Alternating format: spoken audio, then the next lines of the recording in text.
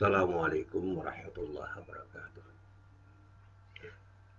Alhamdulillah rabbil alamin wassalatu wassalamu ala khatamil anbiya'i wal mursalin nabiyyina Muhammadin wa ala alihi wa sahbihi ajma'in. Amma ba'd. Para jamaah yang dirahmati Allah, alhamdulillah pada hari ini Allah masih berkenan untuk mempertemukan kita. Dan kita selalu berharap mudah-mudahan pertemuan-pertemuan seperti yang kita jalani hari ini, pada pagi hari ini, benar-benar menjadi pertemuan yang mendapatkan ridho dari Allah Subhanahu wa Ta'ala. Amin. Para jamaah yang dirahmati Allah, ada pertanyaan lagi setelah saya kemarin mencoba menjelaskan persoalan korban. Iman itu menjadi penting untuk menjadi fondasi dalam melakukan tindakan. Cuma saat ini banyak orang berkorban, tetapi mereka tidak tahu bagaimana seharusnya berkorban. Sehingga dalam banyak hal, sangat mungkin mereka akan melakukan kesalahan di dalam melaksanakannya. Minimal di dalam korban saat ini kita akan mendapati 3 pihak. Yang pertama adalah sahibul korban, yang kedua itu orang yang menjadi panitia korban, dan yang ketiga orang-orang yang mendapatkan bagian dari daging korban. Nah, kata daging korban itu kan terkait dengan apa yang ada di dalam binatang itu.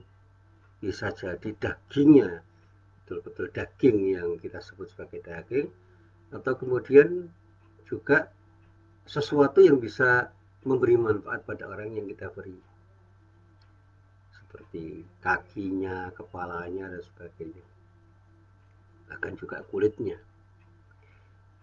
Tentu saja ada beberapa hal yang sulit untuk dimanfaatkan oleh orang-orang yang kita beri, seperti kalau kita bicara tentang binatang korban seperti sapi atau kambing atau domba, itu ada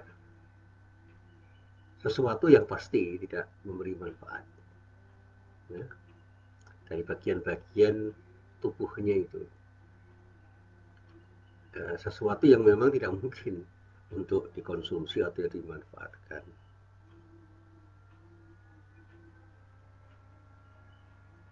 Misalnya ketika kita bicara tentang kotoran binatang, misalnya kotoran-kotoran dan hal-hal yang terkait dengan sesuatu yang tidak mungkin dimanfaatkan oleh manusia secara umum, itu akan dibuang,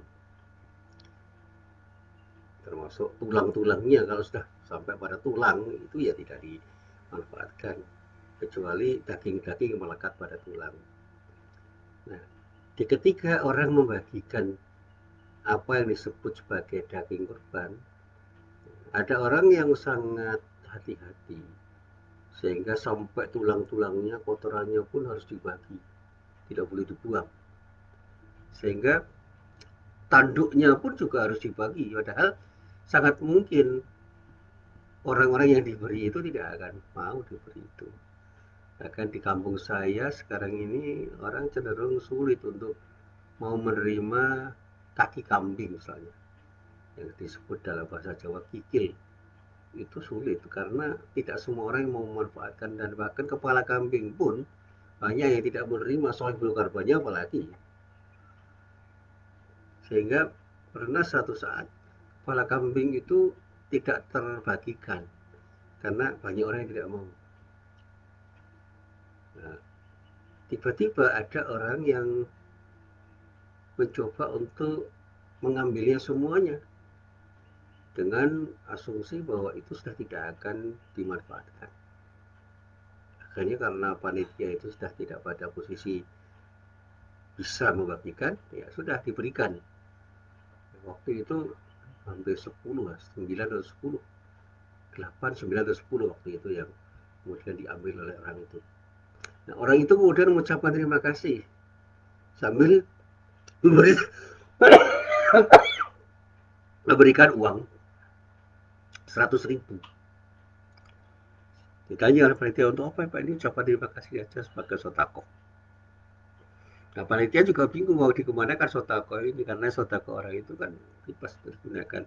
Akhirnya dimasukkan ke kas masjid. Nah, ketika dimasukkan ke kas masjid, ada yang berkomentar, ini kan bagian dari binatang kurban juga.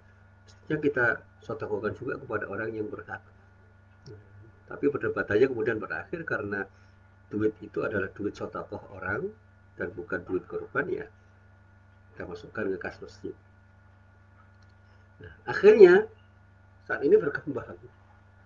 Banyak orang yang sulit memanfaatkan kepala sapi. Dan kepala sapi itu sulit dibagikan.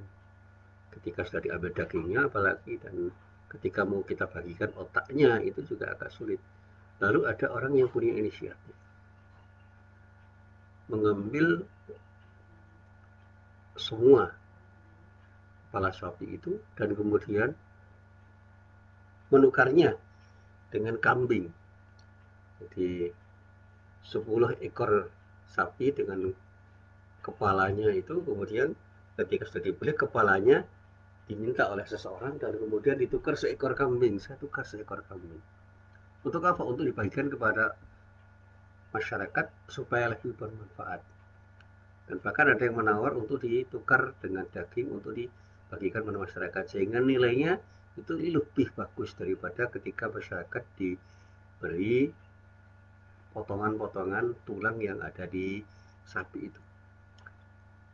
Nah, sekarang berkembang seperti itu, dan bahkan kemudian kulitnya pun tidak akan dibagikan langsung kepada masyarakat karena memang tidak bisa dibagi secara merata. Akhirnya ada inisiatif tiga. Yang pertama, diberikan langsung kepada orang yang mau menerima, yaitu beberapa sekolah dan panti asuhan yang bisa menjual kulit itu untuk kepentingan panti asuhan dan sekolah-sekolah yang memang memerlukan biaya tambahan. Yang kedua, itu diberikan ke masjid untuk kemudian oleh takmir masjid dijual dan dipakai uangnya itu untuk biaya penyelenggaraan masjid. Yang ketiga, ada yang kemudian dijual dan hasil penjualannya diberikan kambing, kemudian kambingnya itu disembelih di tempat lain pada hari berikutnya, sehingga praktis tidak ada yang tersisa. Nah, atas inisiatif itu ada yang mengkritik, kan nggak boleh dijual. Akhirnya perdebatannya kok melebar.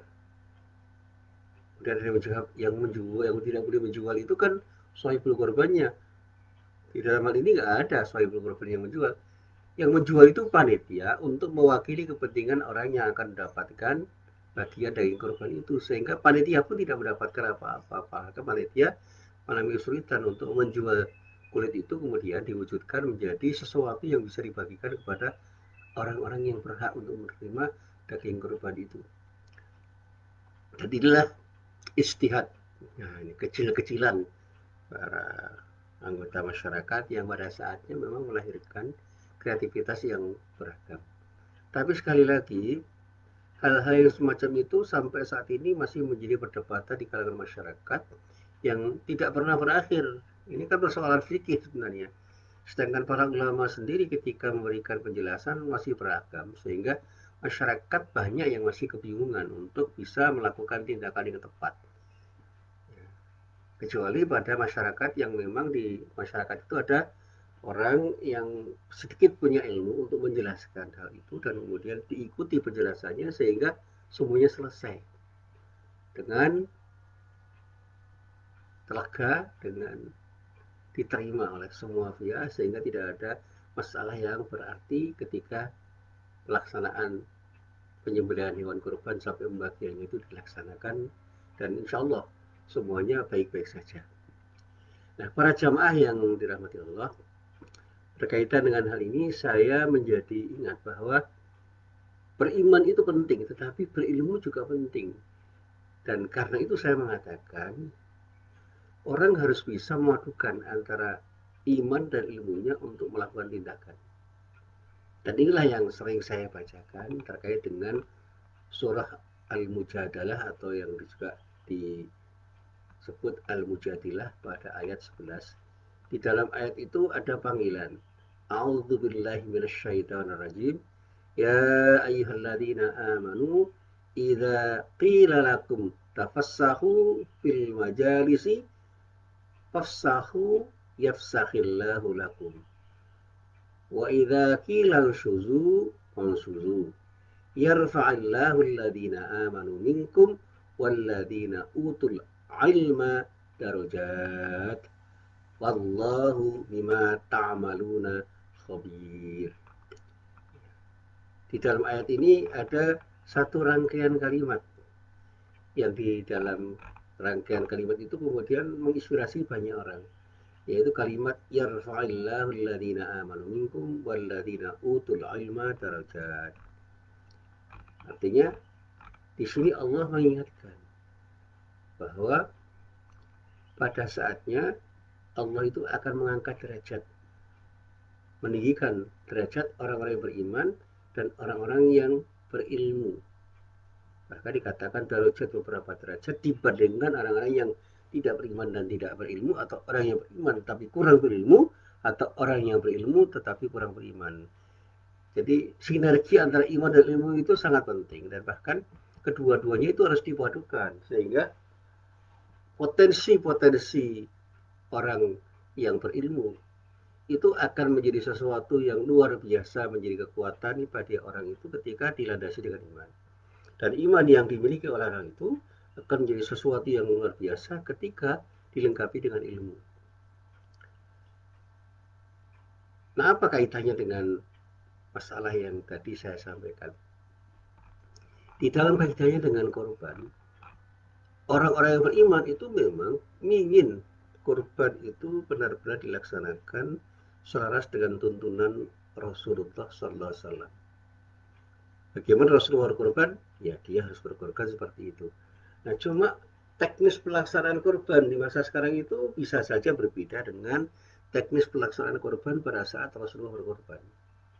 Pada saat itu jumlah hewan korbannya masih sedikit, orang yang mengurusnya juga tidak sebanyak sekarang, orang yang diurus atau mau diberi daging korban juga tidak sama banyaknya. Sehingga problem atau masalah yang dihadapi orang yang di zaman sekarang itu lebih kompleks. Misalnya sekarang ini di Indonesia hampir tidak ada orang yang berkorban unta. Korban itu kalau tidak sapi, kambing atau domba, atau mungkin di beberapa daerah ada kerbau. Nah, kemudian pada zaman Rasulullah tidak ada panitia yang selengkap panitia korban di zaman sekarang. Sehingga posisi panitia itu ya seperti posisi orang-orang yang mengurusi penyembelihan hewan korban dan pembagian hewan korban di masa Rasulullah yang masih sangat sedikit. Dan mereka itu tidak bisa disebut amil seperti amil zakat. Kalau mereka itu jagal, jagal itu tidak boleh mendapat upah dari binatang korban itu, karena binatang korban itu harus dikorbankan apa adanya, sedangkan upah itu harus dibayar oleh orang yang berkorban pada jagal atau untuk jagal yang melakukan penyembelihan. Nah, sekarang ini tidak hanya jagal, tetapi juga panitia yang juga memerlukan pembiayaan. Nah, bagaimana upah yang harus dibayarkan oleh orang-orang yang berkorban itu ketika dibentuk panitia yang memerlukan pembiayaan? Apakah semuanya harus ditanggung oleh sebagian korban sehingga panitia itu tidak mengambil sebagian daging korban itu sebagai upah? Nah, kalau kita kaitkan dengan bagaimana Rasulullah itu mengisyaratkan semua harus dibagi, maka tidak boleh satu pun atau sedikit pun dari hewan korban itu yang kemudian dijadikan sebagai bagian dari upah untuk jaga dan orang-orang yang mengurusi penyembelihan dan pembagian hewan korban, sehingga panitia pun tidak mendapatkan upah dari bagian binatang korban itu. Nah, sehingga sekarang ini kemudian dilakukan penyembelihan dengan mempersyaratkan orang yang berkorban atau sahibul korban itu di samping membeli binatang korban juga membayar biaya untuk penyembelihan dan pembagian binatang korbannya, sehingga jumlahnya mungkin agak banyak yang harus ditambahkan oleh sahibul korban. Nah, panitia dengan segala macam kegiatannya itu akan dibiayai oleh sahibul korban melalui pembayaran-pembayaran yang diberikan oleh sahihulkan kepada panitia untuk penyelenggaraan pelaksanaan korban. Selesai sebenarnya. Kemudian ada persoalan lagi. Boleh nggak panitia itu diberi? Diberi apa? Diberi daging korban. Nah, banyak orang yang mengatakan begini, tidak boleh, karena dia bukan amil zakat, dan dia bukan orang yang berhak untuk mendapatkannya. Nah, pertanyaannya apa betul? Padahal binatang korban itu ketika sudah disembelih kan boleh dibagikan. Pertama, kepada orang-orang yang sangat membutuhkan. Kemudian juga diberikan kepada fakir miskin. Kemudian yang kedua, diambil sebagian oleh sahibul korban, dan sebagian lagi boleh dihadiahkan kepada siapapun yang menurut sahibul korban atau panitia korban itu memang layak diberi hadiah, meskipun dia bukan orang miskin. Nah, sekarang bagaimana kalau panitia itu kita anggap sebagai bagian dari orang miskin atau orang yang berhak mendapatkan karena dia butuh, mereka butuh. Yang kedua, mereka mana andai kata panitia itu memang diberi karena ada kerelaan dari sahibul korban untuk memberikan hadiah kepada panitia itu. Bukan karena jerih payahnya, tetapi ucapan-ucapan terima kasihnya itu dilakukan dengan cara memberi pada orang-orang yang sudah bersusah payah untuk mengurusi penyembelihan dan bagian hewan kurban itu atas kerelaan dari sahibul korban. Jadi dia itu tidak memakan daging kurban untuk upah. Sama sekali panitia tidak punya hak untuk itu, untuk mendapatkan upah dari sebagian hewan kurban yang disembelih. Banyak orang yang mengatakan nggak ada masalah. Tetapi tidak semua orang setuju. Bahkan ada orang yang mengatakan bahwa panitia nggak boleh makan sekecil apapun dari bagian binatang kurban itu, sehingga ketika di sebuah masjid ada makan-makan setelah semua hewan kurban itu disembelih, sebagian itu kemudian dimasak dan dimakan bersama-sama dengan panitia, itu disebut sebagai sesuatu yang tidak diperkenankan, atau bahkan ada yang mengatakan diharamkan. Nah, itu perdebatan-perdebatan yang seringkali muncul di masyarakat. Saya sebagai orang yang terlibat di dalam kegiatan itu selalu mencoba untuk bersikap bijak. Bagaimana kita memahami ayat tentang korban dan hadis-hadis tentang korban, lalu kita pahami dengan 3 kerangka pemahaman. Teksnya kita pahami secara tekstual apa adanya, lalu kita coba untuk mencari konteks di mana ayat itu atau hadis itu ada. Ketika ayat itu turun, asbab nuzulnya apa? Ketika hadis ada, asbabul wurudnya apa? Lalu yang ketiga juga kita memahami makosidnya. Apa yang ingin diraih, apa yang dituju oleh ayat dan hadis itu, sehingga nalarnya menjadi 3. Yang pertama nalar bayani, yang kedua nalar ta'lili, yang ketiga nalar istislahi. Yang 3 inilah yang kemudian kita coba untuk kita kembangkan. Bagaimana maksud syariahnya kita pahami tanpa harus mengabaikan sababul wurud dan sababul nuzulnya, dan apalagi ketentuan umum di dalam teks ayat dan hadis yang berbicara tentang masalah korban. Yang pertama, sahibul korban itu adalah orang yang berkewajiban untuk berkorban, yang bahasa bikinnya bisa wajib dan bisa juga sunnah muakkadah. Ini dalam kajian fikih. Begitu dia itu berkorban, menyerahkan hewan korban kepada panitia, dan panitia bersikap amanah untuk menyembelih binatang korban dalam bagian pada orang yang memang berhak untuk mendapatkannya, baik orang itu fakir miskin yang membutuhkan atau orang yang diberi hadiah dan juga sahib korban, selesai. Jadi korbannya selesai. Apalagi kemudian diiringi dengan tata cara penyembelihan dan segala pelaksanaan yang terkait dengan ketentuan syariah, selesai. Dari sisi sahib korban sudah selesai, sehingga sahib korban sudah menyerahkan amanah kepada panitia. Yang kedua, dari sisi yang berhak. Yang berhak sudah mendapatkan sesuai dengan porsi-porsi yang telah ditetapkan oleh panitia, sesuai dengan kebijakan dari panitia yang memang sudah dirancang sedemikian rupa. Nah, sekarang ada pertanyaan tentang panitia. Bagaimana dengan panitia itu? Nah, panitia itu mewakili siapa? Mewakili sahibul kurban ketika menyembelih dan memberikan. Tapi ketika dia diberi atas kerelaan sahibul kurban, dia itu menjadi bagian dari orang yang mendapatkan bagian kurban itu karena memang dia itu butuh atau karena diberi hadiah oleh sahibul kurban. Tidak ada masalah lagi. Selesai. Sehingga ketika panitia mendapatkan itu, dia mendapatkan sebagai orang yang memang berhak mendapatkannya, baik sebagai orang yang butuh atau sebagai orang yang mendapatkan hadiah. Selesai. Nah, lalu binatang kurban. Binatang kurban itu adalah binatang yang ketika disembelih kan tidak semuanya bisa terdistribusikan kepada masyarakat yang membutuhkan. Kalau dagingnya dan tulang-tulangnya mungkin dengan serta-merta bisa dibagikan langsung. Tapi bagaimana dengan kulitnya? Bagaimana dengan jeruan? Istilah orang Jawa itu. Bagian-bagian yang ada di dalam itu. Kalau hati yang bisa kita bagikan tidak ada masalah. Usus kita bersihkan bisa. Kalau kotorannya kan nggak mungkin, kita buang. Untuk bersihkan kotoran yang ada di dalam jeruan itu kan juga tidak mudah. Itu perlu pelaksanaan yang luar biasa. Tetapi kalau bisa dibagikan semuanya alangkah idealnya. Kemudian bagian-bagian yang lain yang menjadi kontroversi adalah kulit. Tanduknya, nah, tidak ada masalah itu. Dibuang juga nggak apa-apa karena hampir nggak ada yang butuhkan di kampung saya. Nah, kulitnya bagaimana ini? Kalau dibagikan kepada orang-orang tertentu, ada orang yang iri. Tapi kalau dibagikan, itu salah.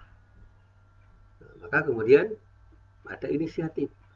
Diserahkan kepada orang-orang atau lembaga yang membutuhkan untuk kemudian oleh lembaga itu pasti akan dijual atau dimanfaatkan demi kepentingan yang lebih bermaslahat. Dari sisi itu sudah selesai, artinya sudah diserahkan semua. Tetapi bagaimana kalau masyarakat yang akan menerima itu adalah masyarakat yang membutuhkan daging kurban atau membutuhkan binatang kurban untuk disembelih di tempat-tempat yang mereka itu memang sangat membutuhkan binatang kurban untuk disembelih.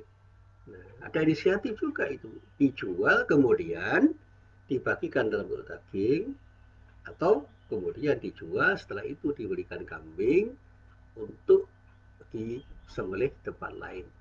Nah, di tempat lain itulah kemudian berkembang lagi nanti pemikiran-pemikiran tentang bagaimana memanfaatkan kulit-kulit kambing yang pada saatnya ketika dijual itu juga ada masalah. Pasti ada pertanyaan. Tapi kalau tidak dijual, mau diapakan kulit kambing itu? Karena tidak semuanya akan bisa dengan serta-merta diberikan kepada orang yang ketika diberikan pada seseorang mungkin ada orang yang iri. Lalu oleh panitia itu kemudian dijual. Dan hasil penjualannya itu diberikan kepada masjid-masjid yang membutuhkan dana untuk pembangunan dan perawatan masjid sebagai bagian yang dihadiahkan oleh panitia atas nama Shahidul Kurban yang semula memang sudah selesai melaksanakan pelaksanaan atau kewajiban mereka di dalam berkorban. Jadi berangkai itu. Sehingga semua bermanfaat dan tidak hanya kembali kepada Shahidul Kurban. Artinya dari sisi Shahidul Kurban selesai. Dan tidak ada penjualan di situ kecuali penjualan yang dilakukan dalam rangka untuk memanfaatkan sebagian dari apa yang ada di dalam binatang kurban itu untuk sesuatu yang pada saatnya diberikan kepada masyarakat yang membutuhkan atau dihadiahkan yang nilai kemanfaatannya jauh lebih besar dibandingkan ketika diberikan secara utuh dalam bentuk misalnya kulit atau yang lain yang sulit untuk dimanfaatkan. Nah, ini ijtihad-ijtihad yang terkait dengan korban dan pada saatnya kreativitas masyarakat sebegitu rupa. Nah, kalau kita berpikir dengan nalar istislahi, mungkin tidak terlalu bermasalah karena yang penting tujuan korban itu tercapai. Ketika kita berpikir dengan nalar ta'lili, kita akan bisa memahami kenapa Rasulullah melarang penjualan itu. Penjualan itu dilarang karena apa? Karena diduga akan dipakai untuk membiayai penyembelihan. Tapi kalau jualan itu tidak dipakai untuk biaya penyembelihan atau upah jakal nggak ada masalah. Jadi larangan itu ada karena sebabnya Rasulullah ingin agar ketika disembelih jangan sampai sebagian dari binatang kurban itu dipakai untuk upah bagi jagal yang menyembelih. Itu nalar taklilinya selesai. Tapi kalau kita masih berpikir tekstual dengan nalar bayani, maka kita akan terjebak pada pemahaman bahwa tidak boleh menjual sama sekali titik kepada siapapun oleh siapapun, sehingga begitu disembelih semua yang harus dibagikan sampai ke tulang-tulangnya, kulit-kulitnya, kepalanya, kakinya, bahkan kotorannya dibagikan, tidak boleh dijual. Ada sekarang ini banyak orang yang bisa memanfaatkan sesuatu yang ada di dalam kambing atau sapi itu berupa kotoran-kotoran yang masih kemudian terbungkus di dalam bungkus-bungkus kotoran itu, kemudian dimanfaatkan untuk pupuk. Nah, itu bisa kita berikan. Memang kalau dijual nilainya tidak ada, ya kan? Tapi boleh nggak ketika orang-orang yang memanfaatkan atau mengambil manfaat dari kotoran-kotoran itu kemudian memberi uang kepada panitia, dan oleh panitia kemudian dihadiahkan kepada orang-orang tertentu yang membutuhkan atau lembaga dan bahkan tak masjid. Kan uang itu tidak ada hubungannya dengan korban karena itu sebagai sedekah. Kecuali kalau kemudian semua diperbolehkan untuk kepentingan penyembelihan hewan kurban dan apalagi untuk biaya jagal yang membeli, upah jagal yang membeli. Ini persoalan. Ini menjadi sesuatu yang dipersoalkan. Ya, jadi selama ini memang perdebatan itu menjadi sesuatu yang menarik untuk dibicarakan karena banyak orang yang terjebak pada pemikiran-pemikiran yang sempit untuk tidak mengizinkan sesuatu yang karena secara tekstual memang ayat atau hadisnya berbunyi seperti itu. Tapi bagi orang yang tulaknya taklili itu agak luas pemikirannya. Karena orang akan melihat sebab yang melatar belakangi perintah dan larangan korban itu. Sehingga aturan itu dipahami sabab berurutnya dan sabab penunjuknya. Apalagi ketika kita berpikir dengan nalar istislah. Jadi ketika tidak ada sesuatu ayat atau hadis yang menjelaskan rinci, maka kita harus mencari apa maksud syariatnya, apa tujuan disyariatkannya kurban itu. Kemudian ketika kita pakai pemahaman kita itu, kita akan bisa semakin luasa untuk melaksanakan penyembelihan hewan kurban dan bahkan pembagiannya dengan sesuatu yang jauh lebih bermaslahat, sesuatu yang bermanfaat tanpa melanggar prinsip-prinsip syariatnya. Nah, para jamaah yang berbahagia, perdebatan tentang masalah ini memang tidak sederhana. Sekali lagi, ketika saya terangkan seperti ini bukan berarti selesai. Pasti ada orang-orang yang tidak bisa menerima apa yang saya sampaikan ini karena pada saatnya memang pola nalar masyarakat itu tidak bisa kita buat tunggal. Apalagi ketika dalam kajian fikih itu keragaman pemikiran itu luar biasa. Nah, hanya saja di masyarakat kan tidak semua orang itu memahami nalar-nalar fikih yang berkembang di dalam kajian-kajian fikih. Saya yang pernah belajar fikih dan usul fikih, belajar juga kaidah-kaidah fikih dan kaidah-kaidah usulnya yang beragam itu, akan saya belajar filsafat hukum Islam dan bahkan saya belajar politik hukum Islam dengan konsep syariah yang luar biasa dalam siasat syariahnya. Itu melihat ada sejumlah persoalan yang bisa kita selesaikan dengan penyelesaian-penyelesaian yang lebih arif tanpa harus melanggar prinsip-prinsip syariatnya. Tapi sekali lagi, untuk mengkomunikasikan gagasan-gagasan yang terkait dengan pengembangan pemikiran fikih itu tidak mudah. Karena sekali lagi nalar fikih itu beragam dan berasa orang sudah terjebak pada satu pola nalar tertentu, seringkali dia menafikan pola nalar yang lain. Dan bahkan perdebatannya seringkali kemudian mengakibatkan takdir, ada celaan-celaan yang kemudian diberikan oleh orang dengan stigma-stigma tertentu. Ya orang-orang sepinter Abdul Somad, Adi Hidayat, misalnya, itu pun dihujat orang karena dia sudah melangkah tidak hanya berpikir tekstual, tapi juga berpikir dengan pola kontekstual dalam pengertian taklili dan juga istislahi dan tidak terjebak pada pemikiran bayani. Karena orang-orang seperti itu kan belajar fikih. Pak Quraisy pun seringkali disalahpahami. Bahkan kajian-kajian fikih kontemporer yang diberikan oleh Yusuf Qaradawi misalnya, itu pun juga seringkali tidak mendapatkan apresiasi yang bagus dari masyarakat karena ya, pola nalar yang dikembangkan oleh Yusuf Qaradawi itu tidak semuanya dipahami oleh masyarakat awam apalagi masyarakat yang sudah terjebak pada pola pemikiran fikih tertentu. Nah, Yusuf Qaradawi misalnya ketika berbicara tentang fikih prioritas dan bicara tentang fikih-fikih yang terkait dengan maqasid syariah, itu perkembangan pemikiran fikihnya luar biasa. Dan pada saat saya membaca fatwa-fatwa Yusuf Qaradawi itu luar biasa. Beliau menawarkan solusi-solusi atas permasalahan-permasalahan yang terjadi di masyarakat dengan pemikiran fikih yang betul-betul memberi solusi atas persoalan fikih modern. Apalagi nanti ketika kita mengembangkan pemikiran fikih itu pada wilayah yang lain. Saya kemarin bicara tentang riba, sampai saat ini orang masih terpecah pendapatnya tentang riba. Bukan persoalan riba itu haram atau tidak. Tapi pada pemahaman tentang riba itu apa. Sehingga ketika berbicara tentang bunga bank, ada yang mengatakan halal, ada yang mengatakan syubhat, ada yang mengatakan haram. Itu berkembang sampai saat ini dan belum menjadi satu kesepakatan mutlak di kalangan umat Islam. Sehingga banyak umat Islam yang masih menghalalkan dan nyaman saja dengan bunga bank. Ada orang yang berhati-hati karena syubhat sehingga mencoba untuk menghindari. Tapi bagi orang yang memahami bahwa bunga bank itu sama dengan riba dan haram, dia tidak mau. Mereka tidak mau sama sekali bersentuhan dengan bunga bank itu. Sehingga ketika dia terpaksa harus berhubungan dengan bank, maka dia mencoba untuk beralih dari bank konvensional ke bank syariah. Meskipun bank syariah sendiri juga masih bermasalah karena bank syariah itu masih ada dalam otoritas BI, yang BI sendiri itu masih memakai pola pemikiran perbankan konvensional yang pada saat ketika diterapkan untuk dunia perbankan syariah pun tidak 100% akan steril dari pemikiran-pemikiran yang dikembangkan dari pola pemikiran konvensional. Ya. Logika interest misalnya itu tidak akan 100% hilang ketika bersentuhan dengan logika loss and profit sharing. Ya.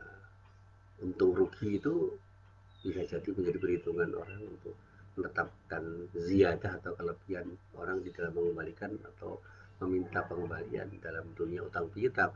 Tetapi pada saat bersentuhan dengan dunia perbankan, kita tidak selamanya akan selamat dari kemungkinan terjadinya pembungaan uang yang pada saatnya itu ada nuansa riba. Makanya 100% itu saya yakin kita tidak akan mampu untuk menghindarkan diri dari jebakan riba terkait dengan konsep utang piutang yang masih berkutat pada teori pembungaan uang. Ya.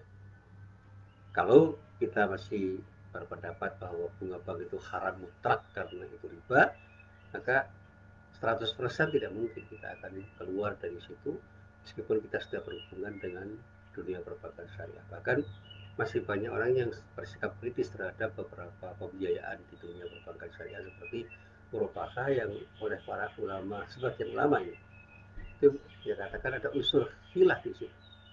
Saya bahkan membaca fatwa-fatwa dari ulama-ulama besar di dunia itu yang mencoba untuk melakukan reasoning ulang, rethinking ulang untuk menghalalkan bunga bank itu dengan pemahaman-pemahaman yang sangat rinci, sementara dilawan juga dengan pemikiran-pemikiran yang sangat sangat lengkap untuk mengatakan bunga bank itu haram. Nah, kembali pada persoalan korban ini, marilah kita mencoba untuk menggunakan iman kita di dalam berkorban, tetapi jangan pernah kita lupa untuk menggunakan ilmu kita. Kalaupun kita bukan ulama, mari kita coba kita telah pendapat para ulama tentang masalah korban ini, sehingga di dalam melaksanakan ibadah korban kita benar-benar melaksanakannya dengan iman dan ilmu yang memadai, dan akhirnya insya Allah dengan iman dan ilmu yang memadai kita akan bisa lega di dalam melaksanakan ibadah korban.